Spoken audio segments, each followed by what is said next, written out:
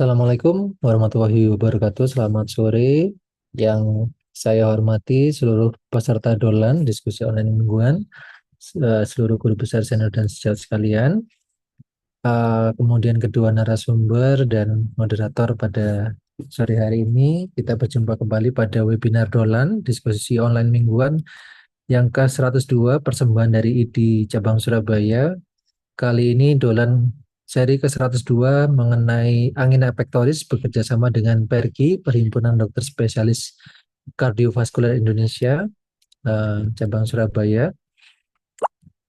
Dan mengenai topik hari ini, angina pectoris, akan ada dua narasumber. Yang pertama adalah Dr. Primasita Maharani Harsoyo Putri, SPJP VH. Beliau adalah staf dari Departemen KSM Kardiologi dan Kedokteran Vaskular FK Uner RSUD Dr. Sutomo Surabaya, dan narasumber kedua adalah Dr. I Gede Paramagani Semita SPJP.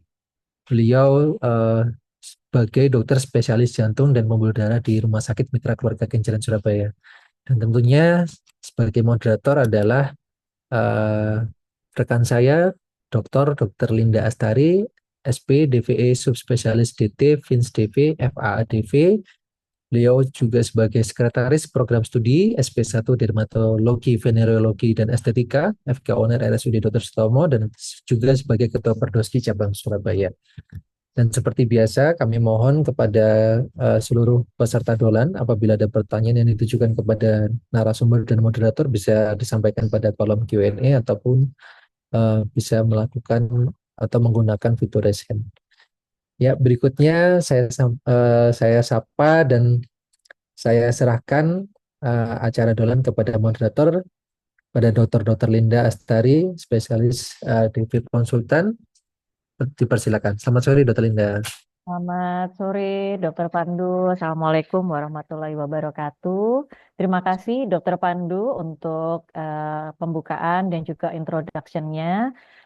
Selamat sore para sejawat sekalian, pemirsa setia Dolan ID Surabaya yang selalu sudah setia ya Dok, tiap hari Senin pada pukul 15 sampai 16 waktu Indonesia Barat. Baik, pada kesempatan kali ini untuk topik kita pada sore hari ini adalah angina pectoris dengan dua narasumber kita dari Perki seperti yang tadi sudah disebutkan oleh Dr. Pandu. Mungkin sebelumnya saya sapa dulu untuk narasumber kita yang pertama dengan Dr. Primasita Maharani Harsoyo Putri, spesialis jantung, pembuluh darah dan VIHA ya. Mungkin selamat sore Dr. Primasita. Selamat sore, Dokter Linda. Ya. Dok. Dok, ini panggilannya namanya apa nih, Dok? Biasanya dipanggilnya, soalnya namanya panjang. Nanti saya takut salah. Biasanya saya dipanggil Sita aja, Dok. Jadi, Oh iya, Dokter Sita ya, Dok. Ya, selamat sore, Dokter Sita. Sehat ya, Dok ya, sore hari ini. Tampak Dokter saya cerah ceria. Ya, tampak cerah ceria, cantik sekali, Dokter Sita. Masih muda juga ini ya, Dok. Alhamdulillah kelihatannya, Dok ya. Oh gitu ya, Alhamdulillah awet muda terus ya. Baik, untuk narasumber kita yang kedua, Dr. I Gede Parama Gandhi Semita, spesialis jantung dan pembuluh darah. Ini panggilannya apa nih, Dokter I Gede Parama? Selamat Ya, sore. dokter. Selamat sore, dokter. Ya, namanya Ya, panjang juga, dok. iya. Biasanya dipanggil Parama aja, dokter. Oh, Dokter Parama ya, Dok. Ya, Dokter. sehat ya, Dok, sore hari ini. Sehat, dokter. Oh, ini Ya, kayaknya dan kompak grogi. nih. Oh, kompakan nuansa coklat-coklat nih. Iya juga, dok ya. Nggak usah grogi dok, santai Oh iya, aja. Insya Allah nanti semua pertanyaan pasti bisa dijawab oleh Dokter Sita dan juga Dokter Parama ya dok. ya, Ini dokter. kan kita sore hari ini mungkin sedikit sharing ilmu dari para dokter sekalian yang terutama mungkin ditujukan untuk teman-teman sejawat di Vaskes Primer begitu ya dok. Baik, mungkin untuk mempersingkat waktu bisa kita mulai saja ya dok untuk acara Dolan ID seri ke-102 pada sore hari ini. Namun sebelum kita memasuki sesi diskusi, mungkin dari Dokter Sita atau Dokter Parama ada sedikit slide untuk pembukaan begitu dok, mungkin untuk pengantar tentang apa sih sebenarnya angina pectoris itu dan mungkin apa saja faktor resikonya ataupun mungkin apa namanya gambaran klinis atau gejala klinis yang mungkin bisa dideteksi begitu ya dok. Sebelum nanti kita mungkin masuk ke sesi diskusi pertanyaan dari para peserta Dolan ID Surabaya. Dan kepada para peserta Dolan ID, saya persilahkan apabila nanti ada pertanyaan bisa menuliskan di kolom Q&A ya dok. Mungkin nanti bisa menyebutkan pertanyaannya ditujukan kepada siapa dan apa pertanyaannya. Baik, saya persilahkan Dokter Sita atau Dokter Parama mungkin yang akan share screen atau memberikan pengantar, Dok.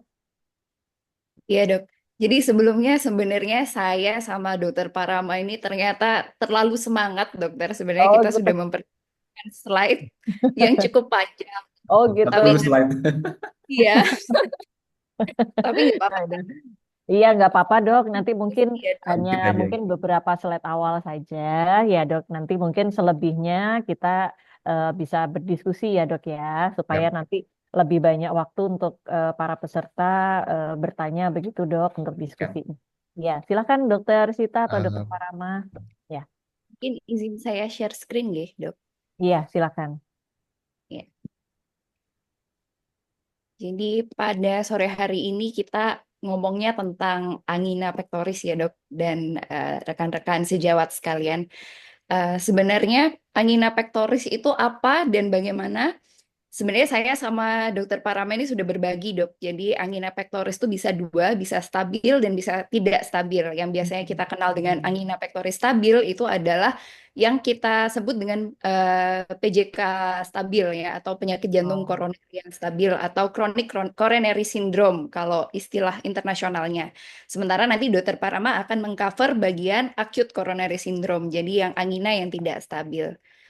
Jadi ini sedikit perkenalan saja sebenarnya tentang angina pectoris. Saya sebenarnya sudah menyiapkan studi kasus nanti, tapi kita bahas secara diskusi aja. Jadi angina itu apa sih? Jadi sebenarnya angina itu adalah sebuah sindroma. Jadi bukan hanya nyeri dada ya dok. Mungkin kita mengiranya kalau penyakit jantung itu harus pasti nyeri dada, angina pectoris itu nyeri dada, tapi ternyata angina sendiri itu tidak hanya terbatas di nyeri dada aja, tapi sindroma yang berupa nyeri dada ataupun juga keluhan lain yang disebabkan oleh iskemia miokardium akibat tidak seimbangnya suplai dan kebutuhan oksigen. Jadi secara gampangnya dia ada oksigen supply and demand mismatch di otot jantung atau miokardium itu. Nah, penyebab utamanya adalah tentunya penyakit jantung koroner atau chronic coronary syndrome. Itu saat stabil. Tapi kalau misalnya saat tidak stabil, saat sedang akut, oklusinya total, maka dia akan menjadi acute coronary syndrome. Ini ya, epidemiologi dari penyakit jantung koroner ini sangat banyak sekali di seluruh dunia dan dia merupakan penyebab kematian secara global nomor 1. Kemudian ini patofisiologinya saya rasa sudah familiar ya dengan patofisiologinya dan sudah saya bahas. Intinya adalah oksigen demand and supply mismatch di miokardium. Kemudian seperti apa sih dok? Nah, ini mungkin yang perlu kita kenal ya. Seperti apa sih karakteristik keluhan angina itu? Nah, angina itu secara garis besar ada 3 jenis. Yang pertama nyeri dada, yang kedua sesak, dan yang ketiga adalah angina ekuivalen yang bukan nyeri dada ataupun sesak. Kita bisa melihat, membedakan apakah itu nyeri yang disebabkan karena jantung dari kualitas lokasi pemicu dan peredanya. Semuanya sudah tertulis di sini, nanti mungkin kita bisa diskusikan lebih lanjut. Nah, ternyata selain nyeri dada, sering juga dia manifestasi klinisnya adalah sesak nafas. Sesak nafasnya seperti apa? Sesak nafas yang ngos-ngosan, kemudian dipicu aktivitas, dan diredakan oleh istirahat. Dan misalnya bagaimana caranya kita membedakan dengan sesak nafas yang karena paru-paru, tentunya dia karena asma gitu ya, tidak reda dengan obat-obatan seperti bronkodilator dan lain-lainnya. Nah, sebenarnya spektrum diagnosis dari coronary syndrome ini ya ada 2 ya. Tadi sudah saya sebutkan ada akut dan kronik. Nanti saya bahas yang kronik dan Dokter Parama akan membahas yang akut. Kemudian nanti ada perbedaannya yang sangat gampang untuk melihat apakah pasien ini sebenarnya nyeri dada yang kronis kah atau nyeri dada yang akut dan apa perbedaannya. Nah, ini mengulang ya, jadi karakteristik keluhan nyeri dada itu kita bisa lihat dari kualitinya. Yang pasti gampangnya adalah dia seperti ditekan benda berat atau ditonjok. Jadi kalau pasien itu disuruh melokalisir nyerinya di mana Bu, di mana Pak, itu tidak bisa dia menunjuk dengan satu jari. Biasanya dia menunjuknya dengan satu telapak seperti ini atau pokoknya di sini Dok. Nah, seperti itu. Jadi location and size-nya biasanya dia retrosternal, kemudian dia juga ada penjalaran dan fist size. Jadi tidak bisa ditunjuk tapi bisanya seperti menghujam, seperti ditonjok seperti itu. Dan nanti durasinya ini akan membedakan apakah dia kronik ataupun akut.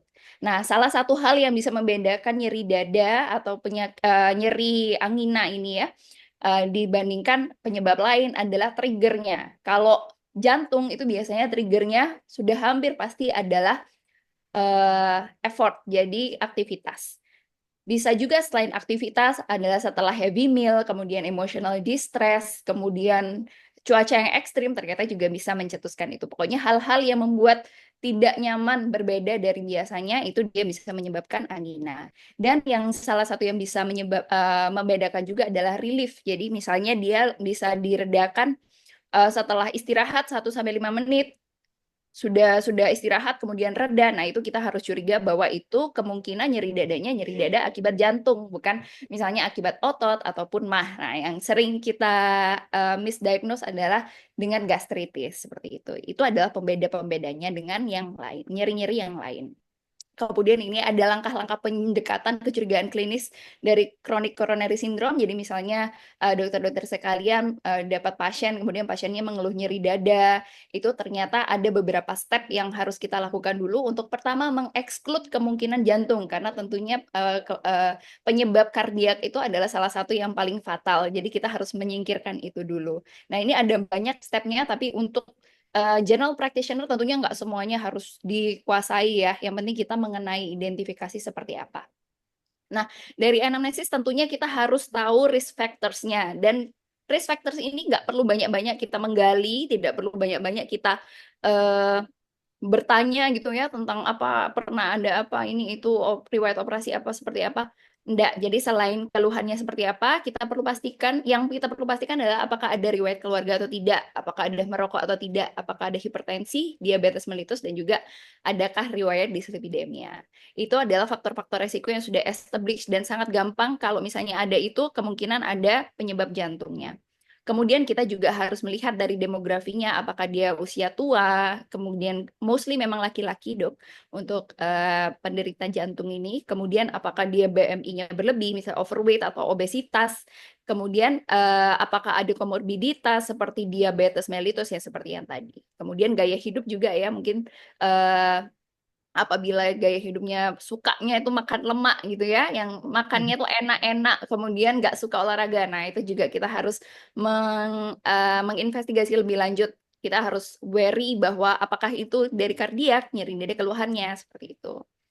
Secara umum pemeriksaan fisiknya akan normal saja, tapi tentunya kita harus membedakan dengan diagnosis banding seperti yang di saluran cerna, seperti pada dispepsia, ulkus peptikum. Tentunya kita bisa melakukan pemeriksaan fisik yang sesuai dengan diagnosis banding ini. Misalnya pada gastritis ada nyeri tekan. Kalau misalnya ada nyeri tekan di epigastrium, maka kita lebih curiga ke gastritis instead of angina gitu ya. Kemudian misalnya nyerinya pleuritik. Jadi misalnya nyerinya itu saat menarik nafas atau saat batuk. Nah, kemungkinan itu bukan angina. Tapi secara umum untuk penyakit jantung koroner sendiri umumnya normal semua dan tidak ada tanda-tanda dari pemeriksaan fisik yang lain ini. Nah, sebagai GP yang harus kita tahu adalah apabila ada pasien yang kita duga mengalami angina atau penyakit jantung atau nyeri dada, sesak nafas, dan sindroma lain yang mengarah ke koroner atau jantung, itu adalah yang bisa kita lakukan adalah pertama anamnesis, kemudian kedua pemeriksaan fisik, dan yang ketiga yang tidak kalah penting adalah pemeriksaan penunjang dasar. Apa saja yang harus dilakukan? Paling tidak EKG sampai laboratorium. Karena dari EKG kita bisa mengenali misalnya dia ada kipatologis, ada gangguan-gangguan bentuk EKG yang lain, nah itu kita bisa waspadai. Tapi apakah bisa, Dok? EKG-nya normal? Sangat bisa. Pasien dengan chronic coronary syndrome atau sumbatan koroner yang stabil itu biasanya elektrokardiografinya juga normal, tapi at least kita sudah bisa mengeksklud acute coronary syndrome ataupun juga ada juga yang berubah seperti ada patologis pada chronic coronary syndrome seperti itu. Kemudian yang penting lagi adalah laboratorium. Apa saja yang harus dicek tentunya berkaitan dengan faktor-faktor resiko dari penyakit jantung koroner seperti profil lipid karena kita harus melihat LDL dan juga total kolesterolnya. Kemudian kita juga melihat DL karena apa? Karena anemia atau HB yang menurun itu juga akan bisa membuat oxygen demand and supply mismatch sehingga itu bisa jadi diagnosis banding kita. Kemudian SK atau GFR karena pasien-pasien dengan gangguan ginjal itu adalah juga memiliki resiko yang lebih tinggi untuk mengidap penyakit jantung koroner. Kemudian faal tiroid, gula darah juga merupakan salah satu penanda komorbiditas ya, dan kemudian tentunya enzim jantung seperti HSCRP itu penanda inflamasi ya, kemudian juga fibrin ini bisa tapi kelas 2A, yang diutamakan ada yang atas itu kelas 1 dan kelas 1B. Ini nanti kita akan bahas lebih lanjut untuk EKG-nya, tapi yang jelas yang satu-satunya yang bisa kita lihat kalau memang chronic coronary syndrome itu adalah Ki patologis, dan Ki patologis itu juga ada kriterianya tersendiri. Oke, nanti laboratorium juga kita bisa gunakan untuk penentuan resiko dari kejadian PJK atau penyakit jantung aterosklerotik pada pasien. Ya, ini sebenarnya kita punya suatu strategi bagaimana caranya kita membuat suatu scoring probabilitas apakah pasien ini memiliki suatu penyakit jantung koroner atau chronic coronary syndrome atau memang bukan gitu ya. Jadi ini adalah suatu guideline pedoman dari ESC European Society of Cardiology. Tapi yang penting adalah yang sudah saya sebutkan tadi. Tentunya tidak mudah untuk mengingat angka-angka ini di clinical practice daily. Tapi yang penting kita harus tahu karakteristik chest pain seperti apa. Hanya ada 3 poin saja yang harus kita ingat. Yang pertama tipe dan lokasi seperti yang tadi sudah saya ceritakan. Pencetus dan peredanya apa. Kemudian kalau misalnya tidak ada chest pain, kita harus tetap mengecek apakah ada nyeri dada yang disebabkan aktivitas. Misalnya, sesak. Bapak sesaknya kalau apa? Apakah kalau tidur-tiduran? Iya dok, saya sesaknya muncul nggak mesti gitu, bukan saat aktivitas. Nah, mungkin dia bukan angina gitu ya, tapi kalau dia sesaknya dicetuskan misalnya dengan jalan jauh atau naik tangga, nah kita harus lebih waspada bahwa itu adalah bisa karena cardiac causes. Kemudian faktor resiko yang ada banyak tadi, kita hanya cukup mengingat 5 aja paling enggak, yaitu family history, smoking, dyslipidemia, hypertension, sama diabetes. Kemudian dari sini semua, nanti bisa kita scoring untuk menentukan bagaimana clinical likelihood dari PJK itu sendiri. Tapi ini tidak perlu dihafal, yang penting kita tahu poin-poin nomor 1 dan nomor 2. Ini untuk daily clinical practice. Ini adalah lanjutan scoring yang tadi. Nah, setelah kita mengetahui berapa kemungkinan, ini nanti ada strategi-strategi selanjutnya apa yang akan kita lakukan sebagai dokter jantung ya. Tentunya kalau misalnya kita sudah melihat, oh ini ada resiko, ada faktor resiko, ada nyeri dada yang kira-kira seperti nyeri dada yang kemungkinan disebabkan oleh penyakit jantung, maka referlah ke SPJP atau kardiologis gitu ya. Karena nanti kita akan menentukan sesuai dengan faktor resiko dan clinical appearance itu tadi, kita akan menemukan selanjutnya akan kita lakukan apa nih? Apakah perlu di echo, ataukah perlu di treadmill, ataukah perlu di CT scan, atau langsung kateterisasi untuk melihat adanya sumbatan secara langsung. Ya, ini ya beberapa pemeriksaan penunjang lanjutan yang ini tidak masuk kompetensi general practitioner, tapi mungkin kita bisa tahu ya. Nah, itu saja kalau dari penyakit jantung koroner at large, jadi sebagian besar, dan mungkin sekarang kita kenali bagaimana cara membedakannya dengan bagaimana yang stabil dan bagaimana yang tidak stabil, yang akut, yang perlu penanganan khusus dan lebih lanjut. Mungkin Dokter Parama bisa melanjutkan ya, Dok. Iya, Iya. baik-baik. Terima kasih banyak, Dokter Primasita. Presentasinya luar biasa, selalu lengkap Iya. dan Oke. sangat menarik. Oke, Iya. dokter, bisa tampak ya punya saya. Oke, Dokter Primasita tadi sudah menjelaskan tentang patofisiologi. Jadi Tentang kalau tadi stable, saya tentang unstable-nya dok. Jadi untuk kawan-kawan rekan-rekan GP, Hara bisa membedakan antara stable dan unstable. Stable tadi yang sudah dijelaskan oleh Dr. Prima, kita sangat bagus sekali. Nyeri dan tidak nyaman, termasuk dyspnea ya, dan triggered by physical activity atau stress ya, dan dia berkurang. Jadi ada pemicu, ada pereda. Tapi tolong, pertanyaan itu tidak bisa kita terapkan pada pasien yang unstable. Nggak mungkin pada pasien di IGD udah nyeri dada sekali, udah nggak bisa ngomong, masih kita tanyakan, Pak, apakah nyeri dadanya dipicu dengan olahraga? Nggak mungkin. Pasiennya pasti sudah sangat kesakitan. Jadi yang perlu kita cek adalah apakah nyeri dadanya itu lama munculnya gitu. Jadi prolong lebih dari more than 15 to 20 minutes gitu ya. Dan pasti anginanya itu muncul saat rest. Karena dia lagi datang ke IGD berbaring di berangkat aja udah kesakitan. Jadi nggak perlu lagi dipicu, nggak bisa lagi diredakan gitu. New onset, jadi dia baru. Dan juga dia crescendo, tipenya dia increasing. Jadi tadinya kenapa-kenapa, memberat memberat memberat terus, makin memberat nggak tertahankan gitu ya, atau dia memang dulu sudah pernah ada myocardial infarction gitu.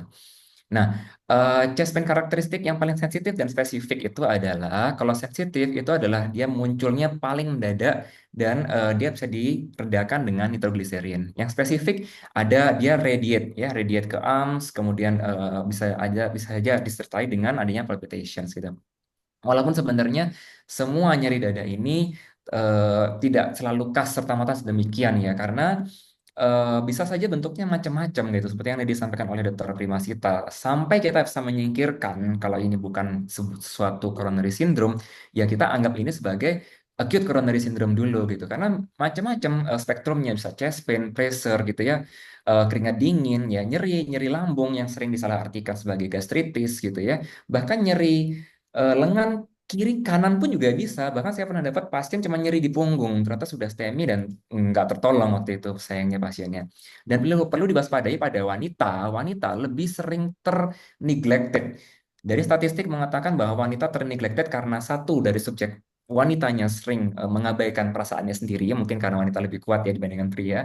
Yang kedua juga karena nakesnya sendiri sering meremehkan keluhan dari wanita gitu. Dianggapnya itu cuma mental psikisnya wanita aja kok. Itu memang ada statistiknya. Jadi sering akhirnya neglected dan akhirnya jatuh ke komplikasi gitu loh. Karena pada wanita nggak khas. Kalau pada pria, aduh sakit luar biasa. Tapi pada wanita lebih ke kadang pusing loh, pernah saya dapatkan pasien STEMI pusing, nggak ada nyeri dadanya, muntah ataupun nyeri leher seperti itu ya. Nah, ini ada meta analisis yang bagus sekali. Jadi ini yang more common in men itu yang adalah diaphoresis dan chest pain. Ini yang kita highlight warna kuning. Kemudian more common in women itu adalah yang seperti hijau ini. Pain between shoulder blades. Jadi saya pernah dapatkan wanita STEMI, keluhannya adalah nyeri di punggung. Jadi di punggung cuma nyeri pegal seperti itu. Ternyata dia STEMI inferior, posterior, ya kayak itu. Nah, kardiak atau non kardiak ini penting juga karena kita tidak lagi menggunakan typical atau atypical ya. Jadi deskriptor dari atypical should be avoided ya. Kita menggunakan istilah kardiak, possibly kardiak atau likely non kardiak. Jadi kardiak yang tadi itu likely non kardiak ataupun dia possibly kardiak. Ya. Dan ingat tadi seperti yang dikatakan Dr. Primasita, ada namanya chest pain equivalent. Jadi nggak melulu tentang nyeri dada, bisa saja sesak, epigastric pain ya, nyeri di sebelah kanan juga bisa, nggak belum tentu. Nah, kalau possibly kardiak gimana ya dok ya? Kan kita bingung, gitu, kita galau gitu. Apalagi teman-teman GP di IGD bingung nih, gemeteran udah mau nelpon nelpon SPJP-nya dok. Ini nih bener nggak ini nih?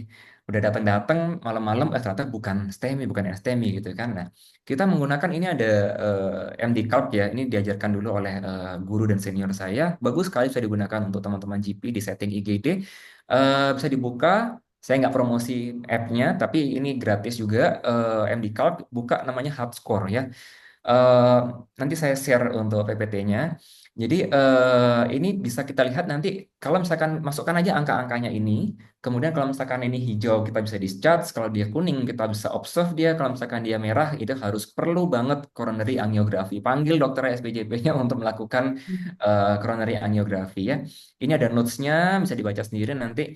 Jadi untuk 1, 2, 3, 4, 5 ini ada keterangan-keterangan lebihnya seperti ini. Ada lagi skor yang lain ya, IDEX. Ini kita bisa membedakan dia low risk atau non low risk patient. Kalau dia non low risk pasti kita harus observe, dia harus di rawat inap dan kita harus cek dengan biomarker ya.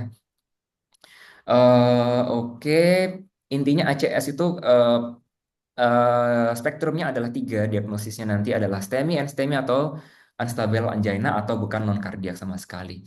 ECG findingsnya macam-macam ya dok ya. Jadi dari angina nanti kita bisa lihat dia STEMI atau NSTEMI ya. Macam-macam. Yang ekivalen ada macam-macam. Tadi saya sebenarnya sudah siapkan banyak sekali contoh-contoh EKG, tapi nanti mungkin kesempatan dolen yang berikutnya aja ya khusus untuk EKG Oke. ekivalen pada ACS gitu ya. Jadi untuk STEMI ada macam-macam. Perlu kita perhatikan sekali ada yang dia STEMI yang biasa, ada yang posterior. Kita harus lihat ternyata di V1 V3 ini dia ST depresi, tapi yang dia menurun ya, downsloping. Nah, kalau kita cek di belakang ternyata posterior STEMI. Kemudian ada yang ST elevasi di AVR gitu, AVR. Nah, itu juga dan yang lain-lainnya. NSTX ini ada yang De Winter, Wallenstein. Wallenstein ini ada bifasik dan tip T inversion di V2 V3. De Winter ini yang upsloping tapi tinggi sekali mirip seperti hyperacute T wave. Ini nanti lebih dalam lagi ya kita tentang EKG. Nah, manajemennya ya sudah intinya mirip-mirip sebenarnya. Kita loading antiplatelet, kita berikan antikoagulan. Bedanya hanyalah kalau pada STEMI kita pikirkan dia masih bisa kita kirim untuk PCI atau kita harus fibrinolisis dulu. Kalau misalkan dia kurang dari 12 jam STEMI-nya, ya kita sebaiknya fibrinolisis. Apalagi kita tahu di Indonesia kita nggak mungkin dapat STEMI, kirim ambulans, nggak mungkin kan kita masih cari rujukan, tulis dokumen ABC, kayak gitu kan. Fibrinolisis lah jawabannya gitu. Eh, Oke, apalagi kalau misalkan di bawah 3 jam ya, fibrinolisis sangat baik sekali. NSTEMI atau NSTEAX itu dibedakan dua yang paling penting, very high risk ataupun without very high risk feature ya.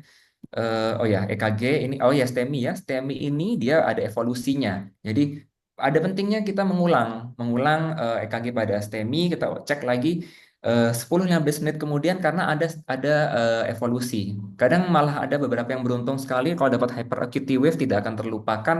Itu adalah pengalaman yang sangat menarik. Itu adalah STEMI yang awal-awal. Oke, ini saya skip ya. Ini EKG-nya banyak sekali. Oke. Nah, ini yang paling penting ya. Jadi untuk di ruang IGD kita perlu berikan apa oksigenasi? Perlukah? Nggak perlu kalau misalkan dia nggak rendah-rendah banget saturasinya ya. Kalau misalkan kita kasih oksigen dia bisa vasokonstriksi. Boleh kok kasih morfin karena morfin bisa meredakan nyeri. Boleh juga diberikan paracetamol ya untuk meredakan nyerinya.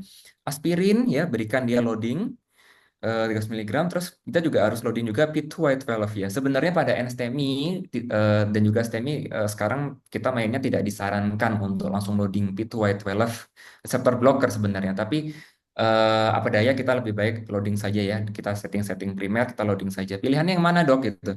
Sebenarnya yang lebih preferred adalah ticagrelor dan prasugrel. Cuman kalau nggak ada, misalkan dia nggak ada atau orangnya frailty elderly banget, gampang perdarahan, CKD ya, pernah riwayat stroke dan sebagainya, mendingan kita kasih yang lebih low poten aja, misalkan clopidogrel gitu ya. Primary PCI kasih 600 miligram, bukan 300 miligram ya dok ya. Kalau fibrinolisis kita baru 300 miligram.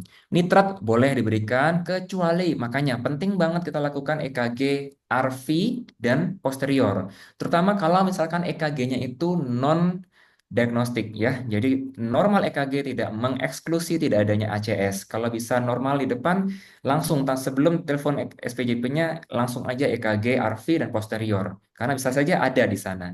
Kalau sudah ada RV nggak boleh dokter kasih nitrate ya karena langsung dia akan hipotensi dan RV itu adalah preload sensitif jadi kita harus perbaiki dulu volumenya baru dia kita bisa berikan support yang lain ya. Beta blocker juga perlu boleh tapi jangan diberikan kalau misalkan dia acute heart failure ataupun significant AV block ya. Itu tadi STEMI and STEMI ya ini nanti kita belajar lagi ya kalau misalkan tentang itu. Tapi tadi saya fokus lebih ke pembedaan untuk anginanya saja dan EKG-EKG-nya. Tapi intinya kita berani EKG, kita cek RV posterior, kemudian cek segera HS troponin. Harusnya HS troponin dicek apa namanya dicek 1 dan 2 jam setelah, terutama pada NSTEMI. Tapi ya keterbatasan biaya dan peraturan, jadi kita cek sekali aja. Itu STEMI, STEMI kita bedakan juga ya, karena kalau STEMI kita mainnya PPCI dan fibrinolitik, tapi kalau STEMI kita mainnya stratifikasi resiko dulu. Kalau dia very high risk, ini sesuai yang ada saya gambarkan di sini ya. Kalau dia shock, hemodinamik, arrest, ada komplikasi mekanis atau dynamic EKG, ya kita harus kirim segera untuk immediate EKG less than 2 hours. Tapi kalau dia high risk ya, nggak ada yang very high risk tadi ya, kita masih bisa santai lah ya, bisa immediate less than 24 hours kayak gitu. Nah, kalau misalkan yang non high risk yang nggak ada seperti itu tadi, kita bisa saat dia pre-discharge atau kita mau elektif kita pulangkan, kita lakukan coronary angiografi saat elektif. Ini ya loadingnya ya, antikoagulannya, antiplateletnya diberikan juga.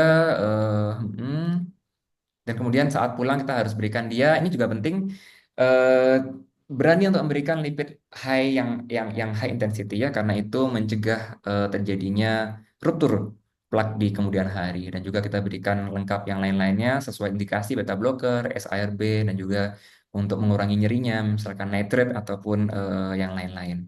Ya, demikian dokter, semoga cukup membantu.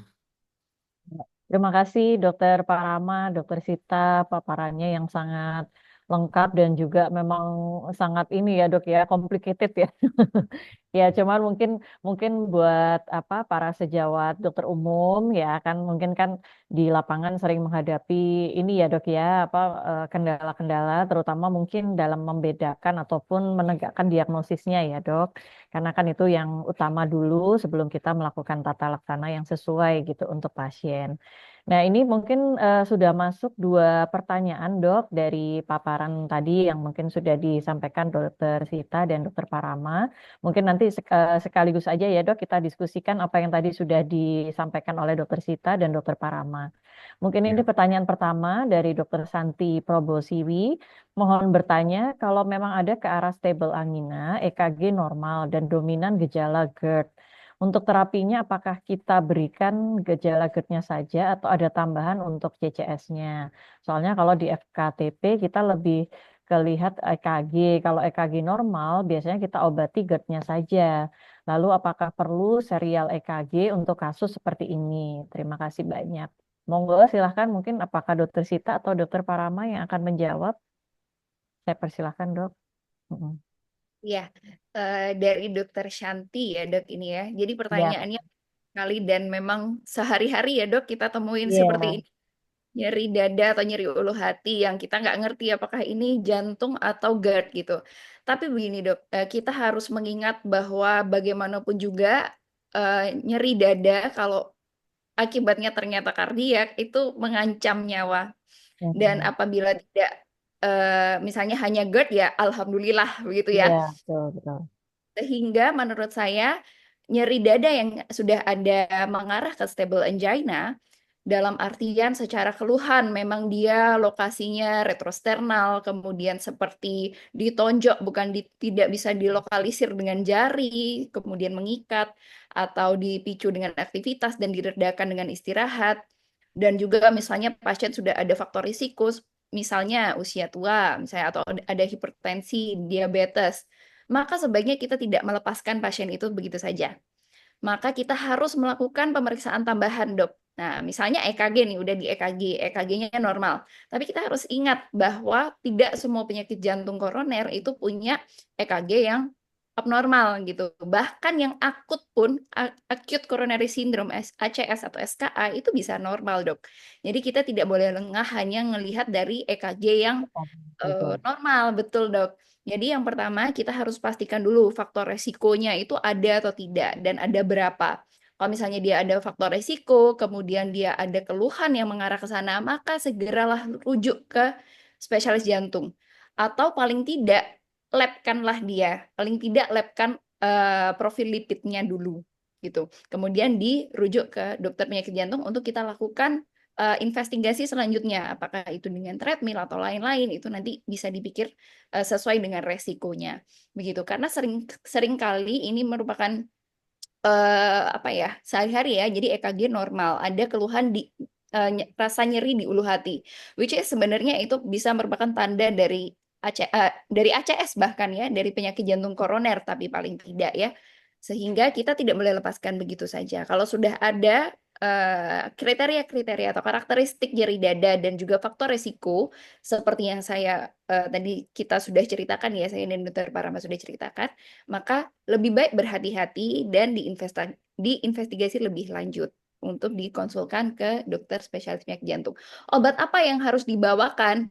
Lebih baik kita tidak membawakan obat juga langsung obat-obatan misalnya aspirin begitu ya, itu sebenarnya tidak disarankan juga karena pertama kalau misalnya memang itu ternyata karena GERD atau karena gastritis, aspirin itu tentunya pengencer darah itu bersifat agak iritasi ya, iritatif pada lambung gitu. Jadi menurut saya untuk pasien-pasien seperti ini memang perlu investigasi lebih lanjut, pemeriksaan lebih lanjut. Kalau menurut Dokter Parama bagaimana dok? Adakah tambahan dok? Ya, silakan Dokter Parama. Ini untuk pertanyaan yang pertama ya dok Pertama, ya. Ya, ya dok. ya bener banget ya dokter ya. Jadi sebenarnya kalau misalkan untuk EKG, memang sebenarnya EKG normal nggak bisa menyingkirkan dan memang perlu banget pemeriksaan-pemeriksaan yang lain. Cuman emang kita sadar diri lah dok ya, kita di Indonesia masih jauh sekali dari kata sempurna untuk hal-hal seperti itu. Ada baiknya kalau misalkan memang gejalanya seperti yang tadi disampaikan oleh Tersita, bolehlah kita bantu pasien untuk kita rujuk saja dan tidak serta-merta kita berikan langsung Obat. kita langsung vonis oh ini GERD gitu aja gitu. Ada baiknya lah kita berpikir dulu, kita singkirkan lah yang lain. Kita bantu dok. Ayo Pak, ini saya bantu coba saya rujuk. Memang tapi saya kurang tahu ya dok ya untuk peraturan BPJS apakah boleh gitu loh ngerujuk kalau misalkan loh ini kakinya kan normal gitu. Padahal sebenarnya tujuannya karena normal itulah kita mau mencari Ya, ketidaknormalannya gitu. Itu yang memang yang dihadapi jadi oleh dilema ya dok. ya teman-teman GP di FKTM yang pernah saya dengar gitu. Yes, jadi minta tolong bagi teman-teman GP, kalau misalkan ada seperti itu ada baiknya dirujuk, terutama minimal minimal yang tipe C ya. Tipe C itu mesti ada echo dan treadmill, kita treadmill. Kalau nggak ada, alhamdulillah. Kalau ada sesuatu, kita bisa di SPJP Segera. nanti yang akan melanjutkan. Mungkin begitu, dokter. Ya, terima kasih Dokter Parama dan Dokter Sita. Memang sehingga memang mungkin EKG ini memang bukan menjadi salah satu ini ya satu-satunya ya dok ya yang menjadi patokan ya. Tetap sepertinya memang apapun penyakitnya itu proses anamnesis gitu ya, kemudian pemeriksaan fisik itu tetap memegang peranan ini ya utama juga seperti tadi yang seperti disampaikan oleh Dokter Sita ya terkait dengan faktor-faktor resiko segala tadi itu. Jadi pemeriksaan penunjang itu tidak apa tidak menyingkirkan juga ya dok walaupun memang normal tetapi lebih baik mungkin kita overdiagnose ya karena tadi mungkin kalau yang karena kardiak itu lebih mengancam jiwa dibandingkan yang GERD ya dok ya.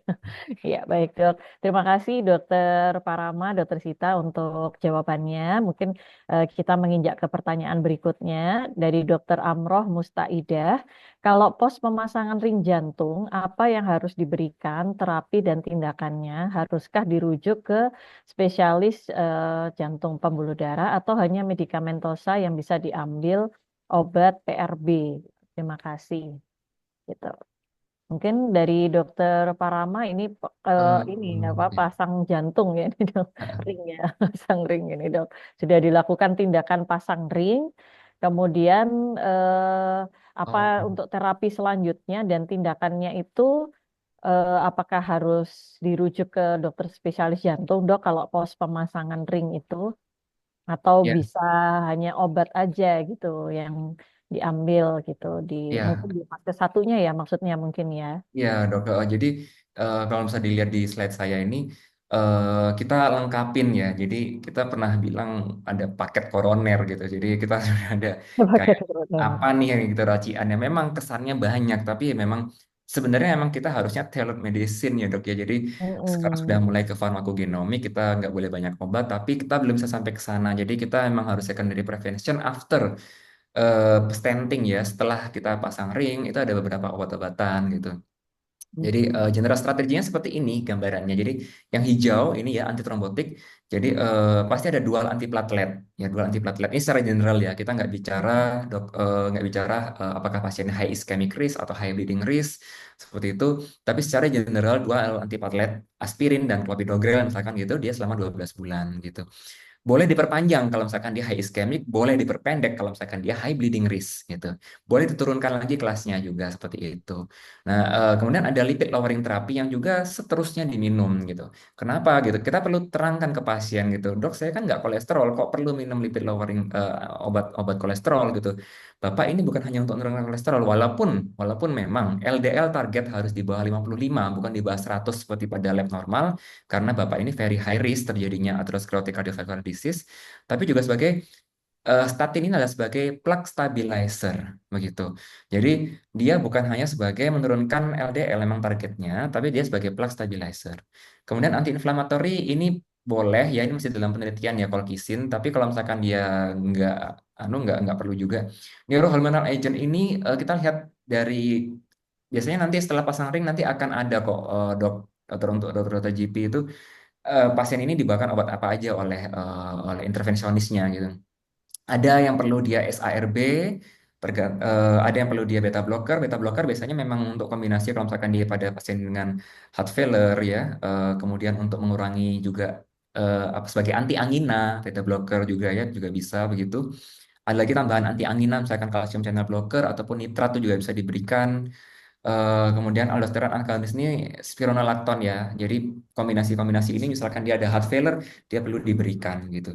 Nah, misal dia sudah stabil dan dikembalikan, pasti akan dikembalikan ke makin mundur ya ke vaskes tipe 2, tipe 1 seperti itu. Ya nggak apa-apa diterapi asalkan obatnya ada gitu. Tapi ada baiknya, Dok, pertanyaan yang kedua tadi adalah seperti yang juga disampaikan Dr. Primasita, mungkin 6 bulan berikutnya dirujuk lagi ke tipe C lagi, ditangkan ke tipe C lagi untuk dicek treadmill misalkan gitu atau echo atau lab gitu ya. Treadmill adakah masih sisa-sisa iskemik? Kalau misalkan ada sisa iskemik, bisa kita lakukan lagi evaluasi coronary angiografi. Mungkin demikian, dokter. Ya, terima kasih Dokter Parama. Jadi itu tadi beberapa obat-obatan ya dok ya yang mungkin bisa diinikan, tapi mungkin tadi untuk pemeriksaan lanjutan mungkin 6 bulan setelahnya gitu ya dok, setelah pemasangan ring bisa Ya, kurang dirujuk lebih begitu, untuk dok. Ya. ya untuk dicek kembali begitu ya dok ya, Ya. apakah mungkin masih ada sisa-sisa iskemiknya dengan cek Ya. treadmill dan segala macam. Baik, terima kasih Dokter Parama.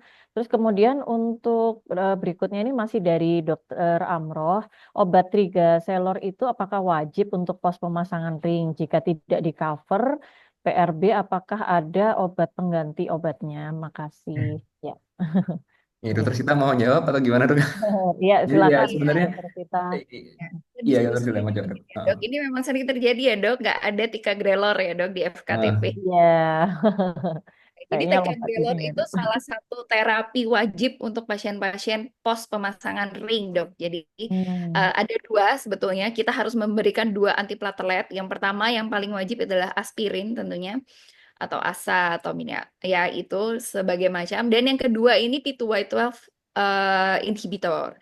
P2Y12 ini salah satu contohnya adalah ticagrelor ini dan salah satu jenis lainnya adalah ada yang lebih umum itu namanya clopidogrel, Dok.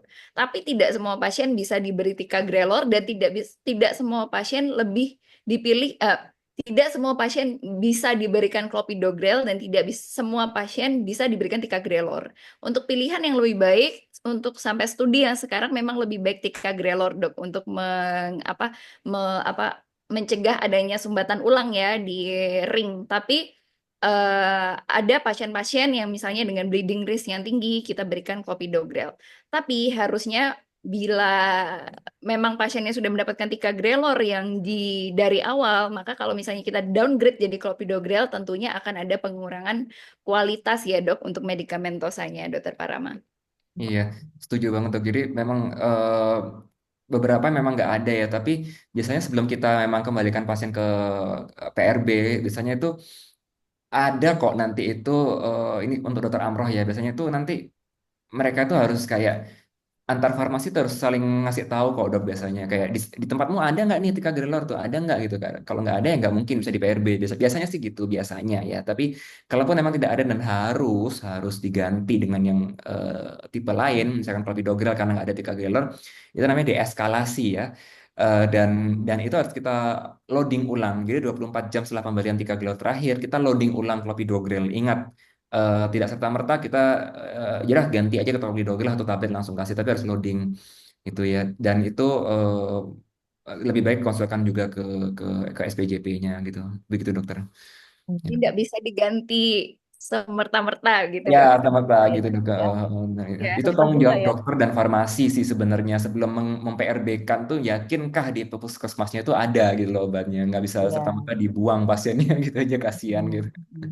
Iya. Ya, memang ini anu ya dok, kendala ya dok terkait dengan BPJS ini mungkin memang secara keilmuan mungkin jadinya akhirnya mundur ya karena birokrasi ataupun peraturan-peraturan yang membatasi ya dok gitu. Jadi mungkin memang ya tidak tidak bisa diganti serta-merta tadi ya dok. Kalaupun harus terpaksa diganti, harus di loading ulang ya dok untuk pengaturan dosisnya begitu ya dok ya. Iya, Betul. dokter. Hmm. Ya. Baik, baik. Terima kasih Dokter Sita, Dokter Parama. Berikutnya ini ada pertanyaan dari Dokter Elizabeth. Mohon izin bertanya, apakah pemakaian nitrogliserin sublingual tidak dianjurkan untuk kasus darurat suspek angina pectoris? Ya, mohon. Ya, tadi mungkin sudah sempat disinggung oleh Dokter Sita ya terkait dengan ISDN tadi ya, Dok ya, kalau tidak salah. Monggo mungkin Dokter Sita bisa memberikan apa namanya keterangan kembali ya, Dok, terkait penggunaan ini tadi. Ya. Ya. Jadi sebetulnya untuk nitrogliserin sublingual itu adalah salah satu obat dasar untuk pertolongan pertama pada pasien-pasien SKA ya dok. Tapi memang ada beberapa kondisi di mana dia tidak disarankan pemberiannya. Antara lain ini tadi sudah dijelaskan oleh dokter Parama ya, yaitu pada pasien-pasien dengan infak miokard yang di inferior seperti itu. Jadi kalau misalnya karena dia kalau di inferior dok mungkin kita ingat ya dok, atau nggak ingat nggak apa-apa juga. Jadi kalau ada sumbatan di inferior itu biasanya pembuluh darah yang kena adalah sama dengan pembuluh darah yang ada di bilik jantung kanan. Dan itu kalau misalnya kita berikan nitrogliserin sublingual itu dia akan bisa menurunkan dengan signifikan itu preloadnya. Jadi nanti nggak akan ada cairan yang masuk ke pompa yang di kanan itu sehingga jadinya nanti juga nggak akan ada darah yang keluar gitu. Sudah fungsi ototnya jelek, kemudian nanti yang modal cairan yang dipompa itu juga jelek, maka dia akan sangat-sangat membuat kita khawatir dia akan membuat hemodinamiknya makin tidak stabil. Itu pada STEMI yang inferior atau ACS yang di inferior begitu ya, Dok. Tapi misalnya kita bisa membedakan itu kira-kira STEMI-nya, misalnya sudah di EKG nih, kemudian ada ST elevasi, kemudian ini salah satu pentingnya kita mengetahui di mana lokasi-lokasi sumbatan itu. Kalau misalnya kita sudah tahu dia di inferior, maka tidak kita berikan untuk nitrogliserin sublingual. Tapi kalau misalnya ada di tempat lain, misalnya di anterior dan inferiornya aman, kita cek posteriornya juga aman, maka kita bisa berikan kalau di tempat lain. Begitu ya, Dokter Parama ya? Iya, iya dokter. Ini sekalian saya tadi pas yang pertanyaan sebelumnya ya dok, ini saya share sedikit. eh Monggo boleh di screenshot ya. Ini ada slide yang bagus dari Oh, guru saya, baik. jadi saya lihat. Jadi saya yang di screenshot ya ini yang di sebelah kiri ini ya. Jadi kita kalau mau switching ya, switching antar P2Y12 inhibitor pada fase akut dan pada fase late. Nah ini dibaca aja gini. Kamu kan tadi ada kasusnya dokter yang dokter siapa Amron ya, dokter Ya, Ambon. ya Amroh ya. Ini pasang ring yang fase apa? Dia apakah dia karena ACS kah atau CCS kah? Kalau misalkan ACS atau CCS, ya dilihat dulu A atau B itu, kemudian ticagrelor ya. Misalkan kita mau ganti ke clopidogrel, itu ada panahnya 24 jam setelah last ticagrelor dose. Nah, kita loading clopidogrel 600 miligram. Nah, kayak gitu ya. Jadi tunggu 24 jam dari ticagrelor terakhir, kasih pasiennya clopidogrel 600 miligram. Kemudian baru loading, kemudian baru maintenance-nya 1 kali sehari gitu. Cuman memang kadang ini kita lagi pasiennya ya nggak semua kita serta-merta berani juga sih ngasih 600 miligram gitu kadang ya. Tapi memang guideline-nya ini saya ngomong guideline, kalau ngomong guideline ya udah emang begini. Cuman kadang silakan kita kembalikan lagi ke GP. Aduh, dok saya nggak berani pasiennya sudah tua, kemudian kurus sekali, kemudian ada gangguan ginjal dan sebagainya. Mungkin ya kasih loading 300 miligram juga boleh, cuman ini off the record ya maaf. Tapi kalau per guideline ya kita harus mengikuti ini. Oke, demikian dokter. Baik, terima kasih Dokter Parama.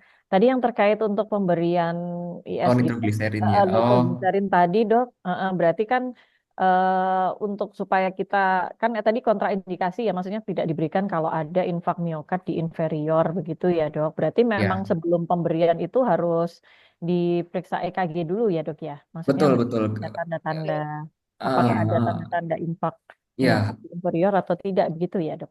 ya Iya, betul dokter. betul, Dok. Jadi, mm, 2, 3 iya. AVF, Dok. 2, 3, lead 2, lead 3 dan AVF. Gitu. Hmm. Udah share screen ya. Oh, ini udah muncul ya. Nah, ini Ini contohnya, jadi, Dok. ini jadi, Oh ya. jadi ini ya. Mungkin berikutnya ya kalau ada nih Iya berikutnya. dok, nanti khusus ya dok ya. Belajar Baik, Saya tentang kira, EKG. Aduh. ya dok, karena tadi mikirnya angina pectoris khusus untuk ACS, kita harus mengenali EKG-nya macam-macam. Jadi Iya. bahkan disarankan memang ya ini rekomendasi kelas 1 ya V34R 7 sampai 9 ya. Kita lihat inferior atau kalau standar leads-nya tuh inkonklusif. Jadi kalau dia inkonklusif nggak jelas normal-normal aja ya kita boleh lakukan sandapan kanan dan belakang gitu. Posisinya seperti ini ya, yang di belakang taruh aja di belakang, yang kanan seperti ini tinggal dibalik. Karena apa? Yang di depan itu misalkan dia munculnya kayak mana tadi, kayak gini ya, turun turun turun gini V2 V3 atau kayak gini V2 V3 itu mirroringnya itu adalah posterior gitu. Dan juga lihat juga di RV, ternyata ini RV-nya naik. Perlu diwaspadai untuk RV dan posterior itu cukup setengah mili, sedikit saja itu sudah dianggap dia STEMI gitu. Nah, ketika dia sudah ada infak di bagian RV, RV itu sangat preload sensitif. Jadi eh, tidak tidak boleh kita berikan nitrat karena begitu kita berikan nitrat dia merupakan vasodilator, maka preload akan turun. Gitu. Padahal sedangkan RV itu butuh dia beda dengan LV. LV itu ototnya kuat, tebal gitu. Kalau RV tipis dia dia sensitif terhadap load volume. Jadi justru kalau nggak kena nitrat, preload menurun, ya makin turun lah gitu. Karena RV itu kan memompa ke paru.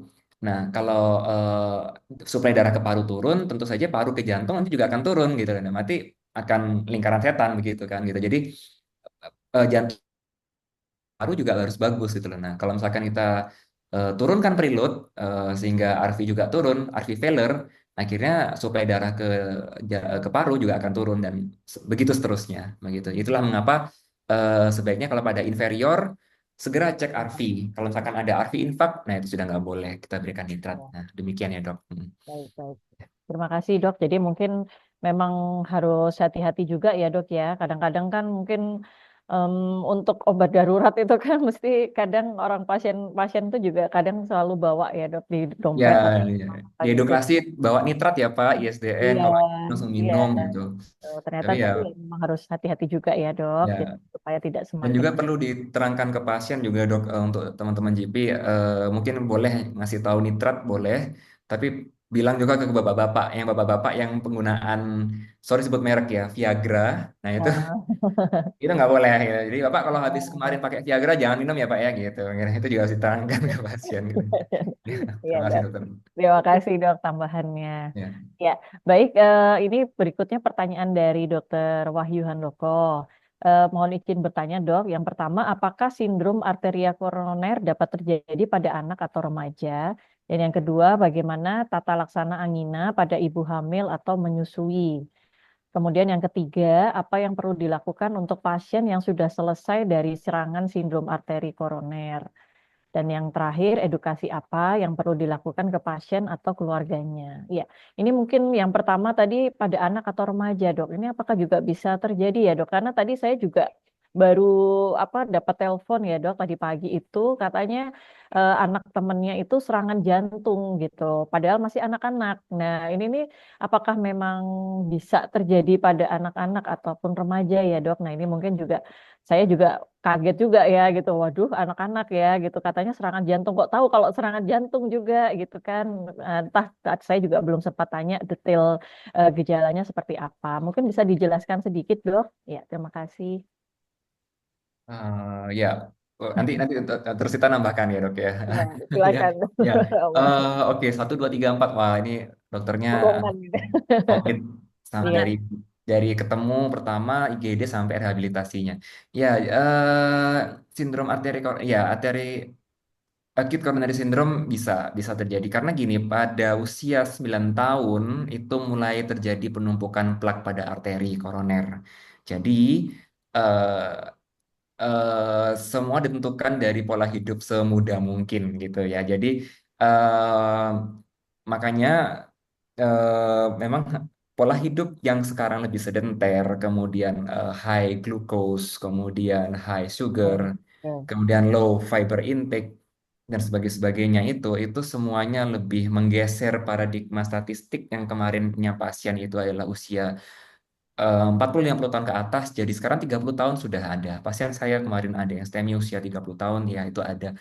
Tapi kalau anak remaja saya jujur belum pernah dapat, tapi ada juga sih seperti itu. Karena biasanya genetik juga ya, ada seperti itu. Jadi antara genetik sama pola hidup itu. Penata rasaan angina pada ibu hamil atau menyusui. Sebenarnya ini ada obat-obatan yang eh, nggak apa-apa sih ya untuk diberikan ya karena kita life saving dulu ya sama emergency ya. Sebentar abis ini saya lihatkan untuk daftar obat-obatan yang nanti saya share habis ini untuk obat-obatan yang boleh atau tidak pada ibu hamil ya. Kemudian apa yang perlu dilakukan untuk pasien sudah selesai dari serangan sindrom arteri koroner itu tadi ya. Jadi eh, kita lengkapi obat-obatannya, kita ikuti pasien follow up selama setahun ya minimal setahun karena obat-obatannya harus diminum jangka panjang dan seumur hidup bahkan. Kemudian ini enaknya sih saya share screen aja ya. Jadi Boleh, sebentar dok. sebentar. Jadi untuk monitoringnya itu ya dok diikuti selama 1 tahun gitu ya dok. Untuk Iya, obat-obatan harus minum seumur hidup begitu ya dok ya. iya dan juga mana ya. Jadi ya ini dia. Jadi ini nanti bagian yang tersita juga ini. Jadi ya setelah kita melihat invasif manajemennya apa, antitrombotiknya apa, revaskularisasinya seperti apa, think secondary prevention. Jadi antitrombotiknya jangan lupa, lipid lowering terapi sebagai plak stabilizer jangan lupa, berhenti merokok, bukan lagi dikurangi, bukan lagi diganti dengan yang elektrik dan sebagainya, enggak boleh semuanya tipe apapun itu berhenti. Kardiak rehabilitasi nanti juga dokter Sita ini ahlinya beliau, rehab sedini mungkin ya, early mobilization dan cardiac rehabilitation dimulai bahkan pada saat pasien masih inpatient masih baru 1 hari setelah pasang stent harus mulai mobilisasi dini, harus berjalan dan sebagainya. Risk factor management diabetes harus HbA1c target di bawah 7%, LDL di bawah 55, triglycerid juga terkontrol. Kemudian yang lain-lain penyakit-penyakit komorbid yang lainnya sama psychosocial consideration. Jadi itu ya yang perlu dilakukan sangat komplit sekali begitu. Nomor 4, edukasi apa yang perlu dilakukan ini sama seperti yang tadi ya. Jadi edukasinya adalah satu, mau menerima minum obat karena dokter GP perlu menekankan ke pasien bahwa sakit jantung bukan sakit yang disembuhkan, bukan sakit yang seperti batuk pilek begitu demam selesai, obat selesai. Enggak, Selesai karena sembuh. ya, obat ini yang mengkontrol, itu perlu disampaikan ke pasien. Dan obat ini, langsung aja kita jelaskan ke pasien, obat ini tidak merusak ginjal, kecuali memang ada indikasi tertentu gitu. Perlu kita sampaikan, karena mesti yang beredar di masyarakat adalah obat jantung yang rutin diminum seumur hidup itu merusak ginjal. Padahal tidak. Kalau ginjalnya belum kenapa-kenapa, ya enggak kenapa-kenapa juga gitu, seperti itu gitu. Justru tekankan juga ke pasien bahwa banyak yang mereka konsumsi di luar sana justru yang bikin sakit ginjal misalkan Ah, kayak mohon maaf yang ada steroidnya gitu ya seperti itu. ah. Nah itu yang tidak boleh dirutinkan. Mungkin itu dulu bisa ke Dokter Sita sambil saya cari sumber yang lain. Terima kasih dok. Siap, terima kasih Dokter Parama. Monggo silahkan Dokter Sita mungkin ingin menambahkan.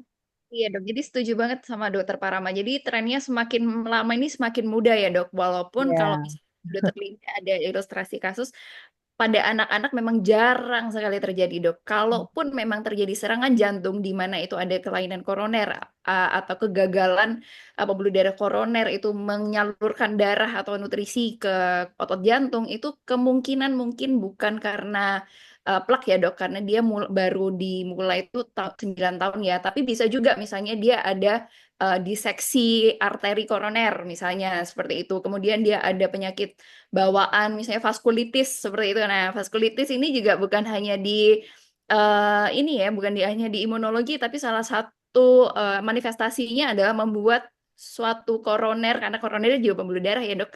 Yang di kualitasnya jadi jelek kemudian dia bisa ya macam-macam, bisa dia penumpukan di situ, akhirnya sumbatan, bisa juga pecah seperti itu bisa terjadi dok.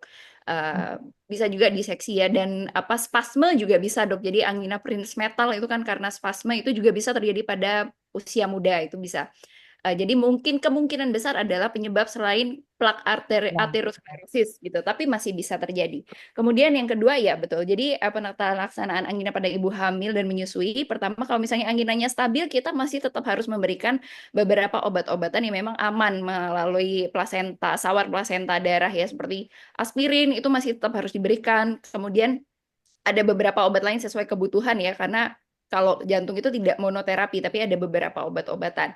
Ada juga yang tidak boleh diberikan, seperti obat golongan ACE inhibitor, itu untuk selama hamil atau menyusui itu harus diperhatikan juga apa jenisnya dan apa saja yang boleh. Kemudian untuk yang ketiga, nah untuk 3 sama 4 ini saya rasa hampir sama ya dok. Nah ini saya Ya. izin share screen untuk akal-akalannya supaya dokter sekalian yang ada di rumah dan di praktek klinik itu gampang untuk mengedukasi. Edukasi. Ya Oh, dong. ada akal-akalannya dok. Akal-akalannya ada cerdik. Nah, ini ada kepanjangannya dok. Jadi C itu cek kesehatan rutin. Itu harus jadi rutin kontrol 1 bulan sekali paling tidak ke dokter penyakit dokter penyakit jantung, atau nanti kalau misalnya sudah stabil boleh ke dokter general practitioner. Yang kedua, enyahkan asap rokok, tadi sudah dibahas oleh dokter Parama. Yang ketiga, ini penting dok. Jadi R itu rutin berolahraga. Nah, biasanya pasien setelah terserang SKA gitu, CS, aduh saya habis serangan jantung, saya nggak mau aktivitas lagi, takutnya nanti kumat. Itu ada Oh, salah besar, Dok. Nah, jadi untuk menjaga kualitas pembuluh darah yang baik supaya tidak timbul lagi sumbatan dan juga untuk meningkatkan fungsional capacity, kan kadang-kadang ada otot jantung yang sudah mati sehingga functional capacity kita berkurang. Itu justru harus rutin berolahraga. Nah, olahraganya seperti apa? Sebetulnya ya. lebih baik dengan preskripsi yang individual. Jadi kita melihat fungsional capacity-nya orangnya berapa dan kita batasi misalnya 70% seperti itu, atau lebih rendah lagi 50%, dan kita sesuaikan dengan aktivitas sehari-hari. Tapi secara umum itu olahraga 30 sampai 60 menit sebanyak 5 kali seminggu atau lebih, bisa sampai 7 kali seminggu atau setiap hari, itu dengan intensitas yang aman, dengan intensitas rendah atau moderate, seperti berjalan cepat seperti itu ya, berjalan cepat, kemudian sepeda statis sampai secapeknya sebelum dia nyeri dada, itu aman dan harus dilakukan. Justru itu meningkatkan quality of life, kapasitas fungsional, dan menurunkan insiden serangan ulang pada pasien-pasien dengan penyakit jantung. Kemudian yang keempat, diet seimbang ini juga harus tidak boleh dilupakan. Itu kita harus mengkonsumsi sayur, buah, biji-bijian. Biji-bijian ini mungkin kalau kita ngelihat di internet diet Mediterranean itu susah diterapkan di Indonesia karena ada lentils, legumes. Tapi ingat, biji-bijian tuh kita juga punya dok, berupa apa? Berupa tempe dan tahu. Jadi itu juga sangat Oh, disarankan dok. Sebenarnya itu ada diet yang bagus yang bisa diterapkan di Indonesia. Dan juga kalau misalnya kita mau makan lauk, perbanyaklah lauk yang berupa ikan. Dan batasilah lauk daging merah seperti itu. Kemudian lemak jenuh maksimal 10% dari intake, jangan goreng minyak 2 kali, harus 1 kali aja, setelah itu buang, dan hindari konsumsi alkohol. Dan sebenarnya banyak dok untuk diet ini, tapi yang penting ini aja. Kemudian yang selanjutnya adalah I, istirahat cukup, itu harus tetap beristirahat, dan K, harus kelola stres, nggak boleh depresi, itu nggak boleh ya. Jadi dari semua ini dokter-dokter hanya perlu cerdik. mengingat cerdik gitu ya dok. Jadi C, cek kesehatan rutin, E, nyahkan asap rokok, R, rutin olahraga, diet seimbang, istirahat cukup, dan kelola stres.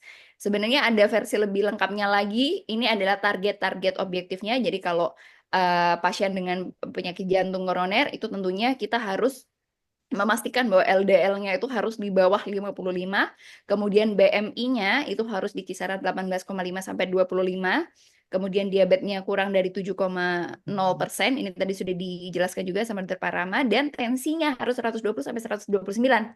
Jadi tensi sistoliknya harus di bawah 130. Kemudian kita juga bisa menyarankan imunisasi supaya dia, karena tentunya kalau dia terserang influenza, COVID, dan segala macam, tentunya resiko untuk perburukannya lebih tinggi ya dok, karena memang adalah faktor resiko untuk mortalitas yang tinggi di saat COVID kemarin. Kemudian untuk aktivitas seksual ini bisa tetap dilakukan. Nah, ini banyak ini yang tanya kayak gini dan kita sering bagaimana jawabnya ya, masa nggak boleh orang beraktivitas seksual kalau menderita penyakit jantung? Nah, sebenarnya boleh pada pasien-pasien yang bisa melakukan aktivitas ringan atau sedang tanpa keluhan.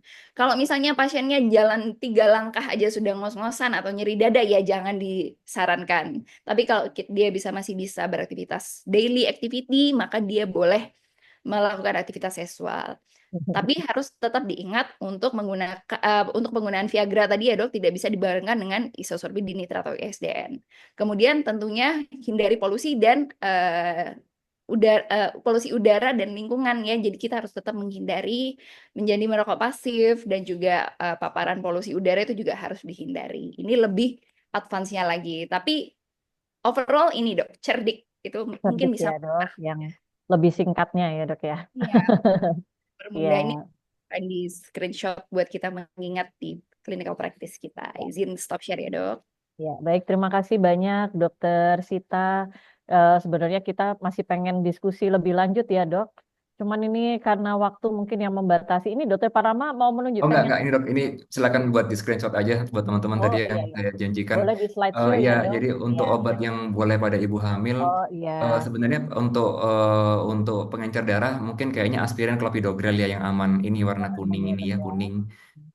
Bacanya ini kuning apa? Ini bundar 1, 2, 3 ini bacanya safety in pregnancy sama safety in lactation bacanya yang bundaran pertama, bundaran ketiga. Ini aspirin Hmm, clopidogrel masih kuning lah ya, gitu. Jadi masih boleh kok dok gitu. itu boleh Jadi ya. terus Nah, ya. kemudian apalagi ya yang biasa dikasih itu kan kaptopril itu boleh ya kalau misalkan dia menyusui gitu. Terus Hmm, kemudian nifedipin boleh gitu. hmm, Untuk aritmia misalkan kayak ini apa metoprolol boleh tapi kita nggak punya di sini ya bisoprolol tapi masih boleh lah kadang gitu seperti itu. Jadi beberapa boleh lah dok gitu nggak apa-apa diberikan ya. Terima kasih dokter, sekian Ya. aja dok. Ya. Ya, sudah di screenshot ya dok. Para dokter sekalian nanti biasa buat pegangan ya dok ya. Kalau misalkan mau memberikan obat untuk ibu hamil dan menyusui. Sebenarnya sih masih apa namanya pengen diskusi lebih lanjut ya dok. Tapi memang karena waktunya yang sudah lebih ini nih dok, lebih dari jam 4 sore. Mungkin nanti lain waktu bisa kita buat lagi ya dok topik untuk Dolan ID Surabaya mungkin tentang EKG atau apa yang kira-kira banyak kasusnya ya dok ya, mungkin supaya nanti juga bisa membantu teman-teman di Vaskes Primer untuk menangani kasus-kasus jantung ini.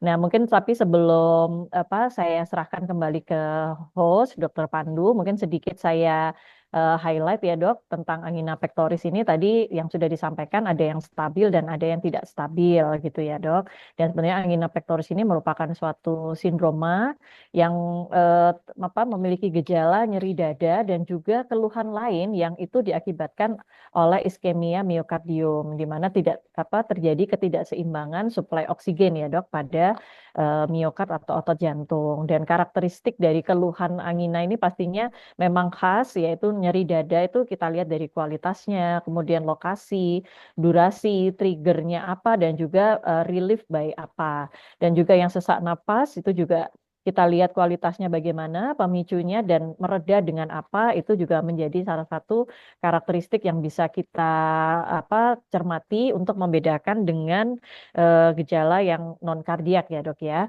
Kemudian nanti tadi memang ada beberapa guideline terkait untuk menentukan apakah ini termasuk yang stable or unstable ya dok. Tadi yang disebutkan oleh Dokter Parama unstable itu kalau nyeri dadanya lebih dari 20 menit, kemudian merupakan new onset dan juga makin memberat begitu ya dok gejalanya.